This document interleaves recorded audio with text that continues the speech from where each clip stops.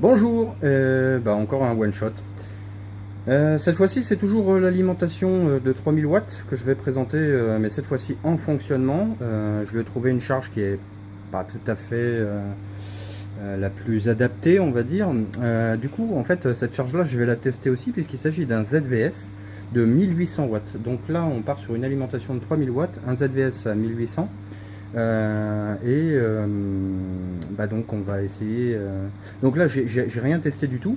C'est vraiment, c'est vraiment un one shot dès le départ. Je viens juste de finir de câbler simplement. Bon, le ZVS est dans un état qui est pas forcément euh, très bon, c'est-à-dire qu'il a mal voyagé a priori. Ceci dit, bon, on va quand même voir un peu ce que ça donne. Allez, c'est parti. Donc l'alimentation de 3000 watts qui est encore éteinte, le ZVS de 1800 watts acheté sur internet, son coil. Alors bon, j'ai pas encore reçu la fibre de carbone à mettre autour du truc et j'ai pas non plus de pompe. Donc aujourd'hui c'est juste un petit essai comme ça pour le fun,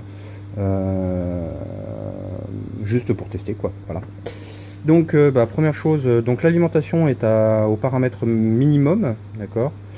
Et on va donc déjà la démarrer. Je vais aller me chercher une paire de lunettes au cas où il y a un truc qui pète quand même. Voilà. Parce que bon, sur des tensions, des intensités telles que celles qu'on va mettre en œuvre, voilà. Donc déjà je vais monter en tension. Forcément là on demande du courant. Donc on va monter un peu en courant. Voilà.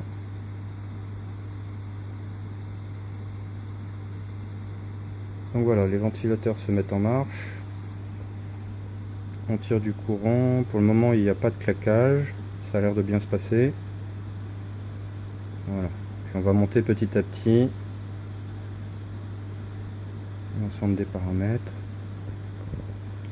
Donc là, je joue essentiellement sur la tension. Puis de temps en temps, je réajuste l'intensité. Voilà. Donc l'objectif, c'est de faire monter le ZVS, ce ZVS à 48 volts. Donc c'est la première fois que je le mets en marche, hein. Je ne sais pas du tout ce qui va se passer. D'ailleurs on va essayer de garder les deux, ça peut être rigolo.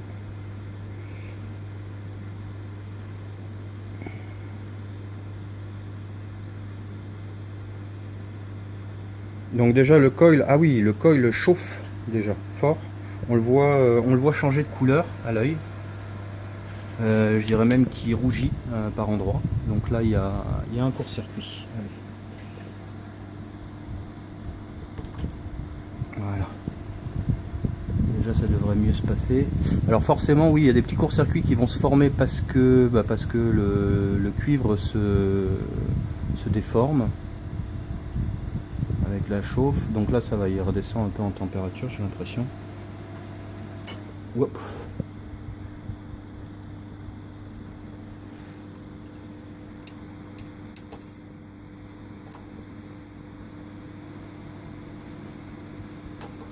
Ah ouais quand même.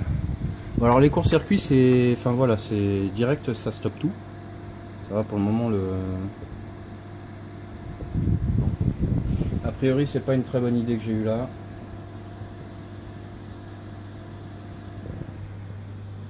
Donc je dirais que premier essai, bon l'alimentation elle délivre bien ce qu'on lui demande, hein, a priori.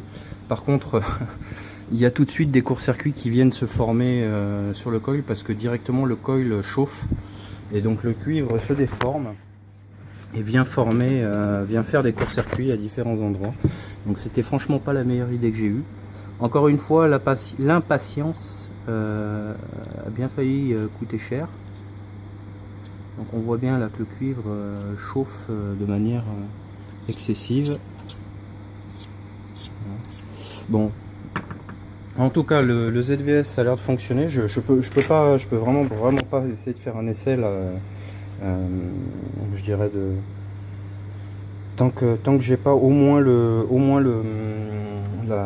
la gaine fibre de verre pour isoler les spires. Parce que là franchement c'est quelque chose quoi. Donc ça et je pense qu'au minimum la pompe serait pas trop non plus. Voilà. Bon bah désolé, c'est encore une vidéo, là c'est une vidéo qui va s'écourter un petit peu. Ceci dit, on voit bien que l'alimentation bon, monte facilement en tension et en ampérage. Par contre, on voit aussi que le ZVS fait énormément chauffer les coils. Donc là, je dirais que pour le 1800 watts, pour le ZVS 1800 watts, le refroidissement et une gaine, isolante en fibre, c'est un impératif. Je crois qu'à mon avis, il n'y a pas... Alors, par contre, ouais, bon. Alors, tout le reste est froid, ça va, c'est cool. Les condensaux froids. Par contre, c'est clair que ça, c'est bouillant de chez bouillant. Voilà. Bon, bah, je dirais que c'est une semi-réussite ou un demi-échec, je sais pas, c'est au choix. Pour moi, ça a l'air déjà plutôt bien parti. Donc je vais attendre déjà la fibre et puis on reviendra là-dessus. Voilà, voilà. Bon bah, see you next time. Tchuss.